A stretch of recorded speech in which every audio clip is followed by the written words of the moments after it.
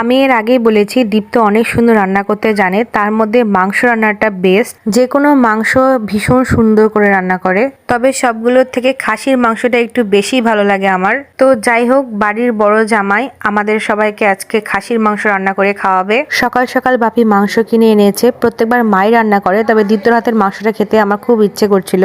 তো যাই হোক, এখানে সবকিছু রান্নার উপকরণ তৈরি করে দেওয়া হয়েছে। এখন শুধু রাঁধুনি রান্না করবে। মাংসটা আগে ভালো করে মেখে নিয়ে এখানে ম্যাগনেট করে রাখতে হবে। ধুয়ে টুয়ে সব আবার মাই দিয়েছে। এখানে শুধু মশলাগুলো পরিমাপ মতো দিয়ে একসাথে মাখা হচ্ছিল। আর যেহেতু আমাদের বাসায় প্রথম রান্না করছে, তাই আমরা সবাই মিলে তাকে উৎসাহ দিচ্ছিলাম, তাই হাসছিল।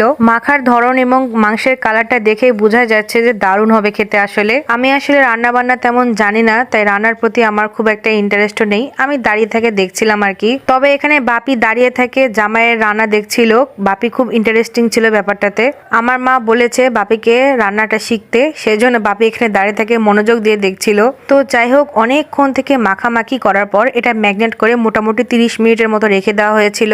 আর আমি বলতে ভুলে গেছি, এখানে কিন্তু মাংসের সাথে পরিমাণ মতো আদা বাটা, রসুন বাটা, জিরা বাটা, পেঁয়াজ, সাথে শুকনো লঙ্কার গুঁড়ো, রসুন, তেল, লবণ, হলুদ সবকিছু একসাথে দিয়ে মেখে তারপর এই তো কড়াইয়ে তুলে দিয়েছে। আসলে দীপ্ত যখন রান্না করে অনেক মনোযোগ দিয়ে রান্না করে, আর যেহেতু ভালো রান্না জানে, তাই রান্নাগুলো খেতেও কিন্তু দারুণ সুস্বাদু হয়। তবে খাসির মাংস রান্না করতে যেহেতু দেরি হয়, তাই অনেকটা সময় লাগছিল।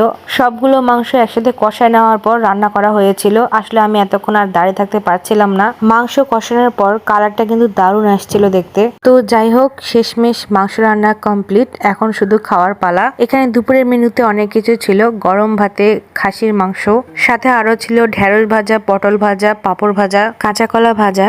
আর এই কাঁচা কলা ভাজা কিন্তু আমার অনেক পছন্দের একটা খাবার। আর গরম ভাতে খাসির মাংস সাথে আলু আর কলিজা, আহা ভীষণ সুন্দর হয়েছিল রান্নাটা। আর মাংসের সাথে হালকা চর্বি ছিল, খেতে দারুণ হয়েছিল। অনেক মজা করে খেয়েছি।